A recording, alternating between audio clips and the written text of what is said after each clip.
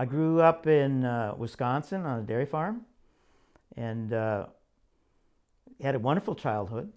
My parents were really nice, really wonderful. However, they were very religious. They were Missouri Synod Lutherans. Those are the most conservative. I was very devout for about 20 years.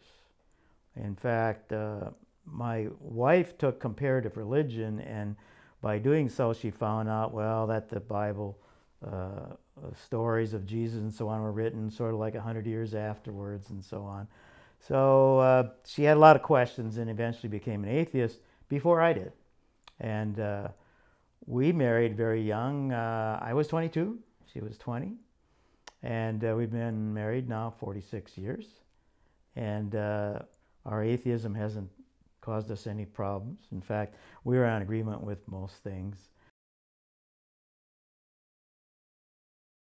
I remember going to school in Madison, Wisconsin. That's where I went, got bachelor's and master's degree there. And they always said, well, you know, the campus was once covered with a mile high of ice. It was a glacier covering the place. And of course, that didn't fit too well with the 6,000 year date that I was taught in religion. And I remember when the first carbon dates came in, they were considerably more than 6,000 years. And of course, I use that, and now we use billion-year-old ages and so on. So that there are many contradictions with the religion that I was taught. And after contemplating this very long time, of course, I finally came around to becoming an atheist. And of course, I went through the agnostic period that all people do, I suppose, and almost joined the Unitarian Church, just as a sort of a halfway house, but we didn't get around to it. We have two atheist children as well, and we never had to explain that to them. As close as I ever got to it was youngest daughter was in the back seat, and we were driving through Marin County, and she looks out the window. I think she was something like maybe 4 years old, and she looks out the window and she says, "Where did all this stuff come from?"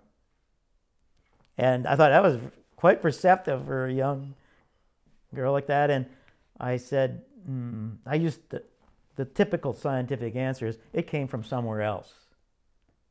Which it did. It always comes from somewhere else. In an infinite universe, it always comes from somewhere else. So while people like to have God in an infinite universe, it's not needed. It's like a God that failed hypothesis. You've probably heard of the book. It's not needed.